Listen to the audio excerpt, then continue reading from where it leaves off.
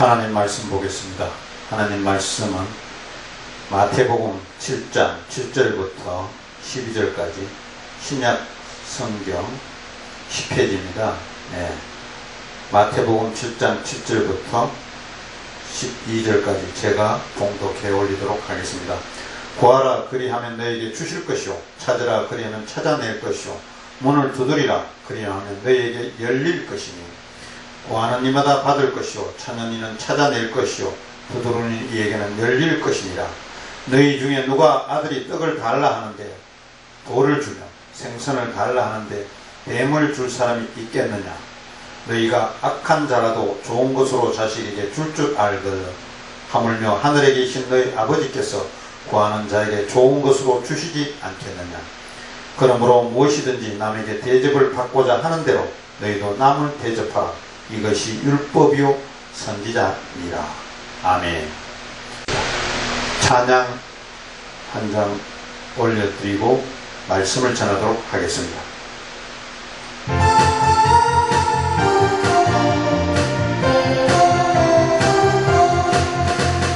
방황하는 나에게 주님 오셔서 못 박힌 손 내밀러 오라 하시네.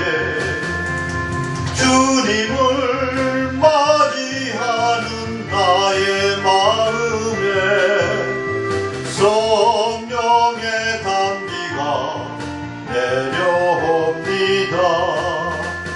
너의 마음이 주님께 열리었느냐? 믿음으로 주 말씀을 받을 수 있나? 주여 나의 마음이 갈급하오니 성령의 빛 속에 젖어듭니다. 모든 것을 믿음으로 간구하는가? 말씀을 의지하여 응답받으라. 주님께 모든 영광 전부 드리고 겸손의 자리에 낮아 있으라. 예수님께서는 구하라 그리하면 너희에게 주실 것이라 하였습니다. 인생을 살아가면서 우리는 참으로 구할 것이 많습니다. 물론 의식주가 가장 기본이 되겠죠. 이 세상을 살면서 물질이 중요하죠. 물질을 또 구해야 하고, 의사소통과 교류를 위해서 사람을 만나고 사람을 또 구해야 하는 거죠. 또 우리는 또 소원을 이루기 위해서 소원을 강구하고, 그것이 또 사랑일 수도 있고 또 그것이 재물일 수도 있고 그것이 또 명예일 수도 있습니다. 마태복음 7장 8절에서 구하는 이마다 받을 것이요 라는 말씀이 있습니다. 구하면 받을 수 있다고 예수님은 말씀하십니다. 이는 마태복음 7장 8절에서 9절에서 너희 중에 누가 아들이 떡을 달라 하는데 돌을 주며 생선을 달라 하는데 뱀을 줄 사람이 있겠느냐? 이 말씀의 주체는 예수님입니다. 예수님이 다 주신다는 것입니다. 이 말씀은 기 있는 자들은 다 들을 것입니다. 개와 돼지처럼 이성이 없다면, 이성이 없는 짐승이 아니고서야, 즉 이성이 있는 사람들이라면 들을 것입니다. 여러분, 이성이 있고 기도를 하여 간구한다면 안 들어줄 리가 없는 것입니다. 살아도 기도해야 되고 죽었어도 기도해야 되는 것입니다. 우리가 아멘은 하는데 실천하지 않는다면 무슨 소용이 있겠습니까?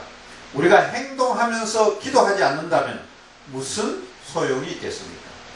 이성이 있고 기도를 하고 행동하는 사람이 되어야 합니다.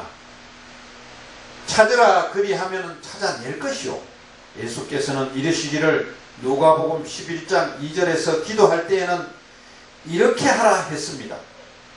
아버지여, 이름이 거룩히 여김을 받으시오며 나라가 임하오시오며 우리에게 날마다 일용할 양식을 주시옵고 우리가 우리에게 죄진 모든 사람을 용서하오니 우리 죄도 사하여 주시옵고 우리를 시험에 들게 하지 마시옵소서로 하라 했습니다.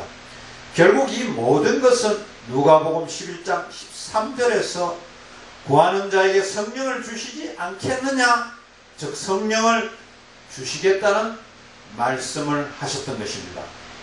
또 찾으라 그리하면 찾아낼 것이요. 우리가 어린 시절 초등학교 다닐 적에 소풍을 간 적이 여러 번 있었지 않습니까? 그러면 보물찾기를 자주 했지 않습니까? 여러분, 보물찾기 게임을 하면은 선물을 받기 위해서 열심히 찾으려고 노력을 했지 않습니까? 거기에 찾으려고 한 노력이 바로 실천 아닙니까? 행동이고, 여러분 기도하고 행동하지면 안 되고 회개하고 실천하지 않으면 안 되는 것입니다. 또 두드리라 그리하면 너에게 열릴 것이니는 예수님 말씀의 실천에 근거한 말입니다. 다시 말해서 행동하는 기독교인이 되라는 것입니다. 입으로는 아멘 아멘 하면서도 정작 행하지 않는다면 무슨 의미가 있겠습니까?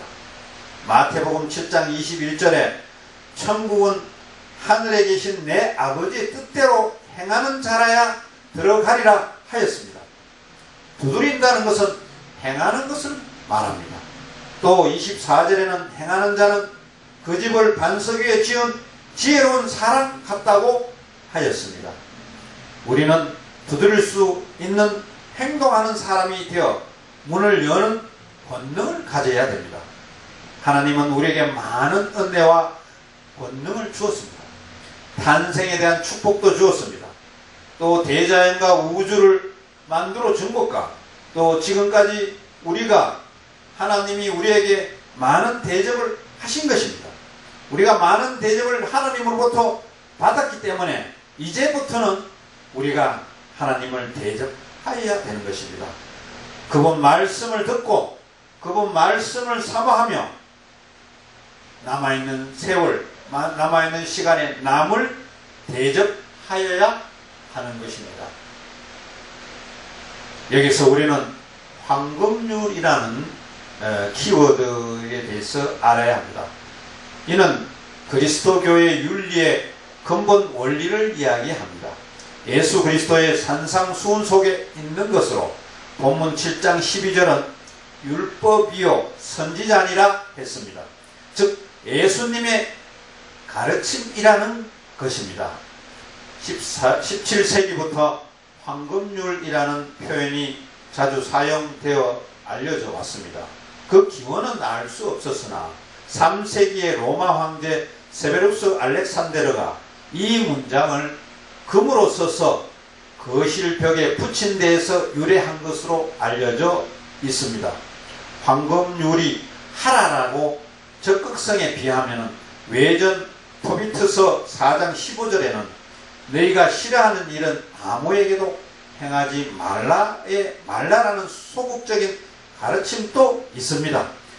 남에게 대접받고자 하는 대로 남을 대접하라는 말은 황금처럼 고귀한 윤리의 지침을 일컫는 말입니다. 율법과 선지자, 성서의 내용과 예수님께서 가르친 윤리의 내용을 요약한 말인 것입니다. 12절 말씀은 예수님은 그러므로 라는 서두의 표현의 말씀을 썼습니다. 이것은 비판하지 말라는 말씀에 걸리는 말입니다. 예수님은 비판을 받지 않으려거든 비판하지 말라고 했습니다. 이것은 예수님의 황금률 적용입니다. 남이 자기에게 해주기를 원하는 대로 그에게 해주라는 것입니다. 이 말을 순종하려면 제자들은 얼마나 노력하고 많은 일을 해야 안 되겠습니까? 남이 자신에게 해주기를 원하는 것을 다 해줘야 되기 때문인 것입니다. 이것은 우리가 행동하며 살고 있는 것은 자신의 다른 사람들의 요구하는 것 사이에서 상당히 행동과 또 요구하는 것과는 차이가 있다는 말씀입니다. 내가 행동은 제대로 하지 못하면서 요구는 많이 하는 매우 이론적이고 이상적인 내면으로 살아가고 있다는 것이죠. 이는 황금률을 순종하는 삶이 아닌 것입니다. 우리가 사람들에 대한 요구 수준은 더욱더 낮추어가고 또 자신이 하는 일을 대해서는 더욱더 확장시켜 가야 되는 것입니다. 황금률을 순종하는 저와 여러분들의 삶이 되기를 바랍니다. 우리는 하나님의 말씀을, 예수님의 가르침을 우리가 듣고 명심하고 이러한 말을 지켜가야만 우리의 삶에 있어서 평강과 평안을 줄 수 있다는 것입니다. 대접받고자 하는 대로 대접하라는 이 귀한 말씀을 우리 모두가 하나님 말씀을 지키고 가는 저와 여러분들이 되시기를 바랍니다. 기도드리겠습니다. 살아계신 아버지 하나님, 오늘 귀한 말씀을 전했습니다. 대접받고자 하는데도 대접하라는 말을 기억하시고 우리 모두가 주님의 뜻 가운데서 하나님의 진리 속에서 사는 저와 여러분들이 되어서 항상 하나님과 동행하는 세월을 살게 하여 주시옵소서. 이 모든 말씀을 예수님 이름 받도록 기도드리옵나이다. 아멘.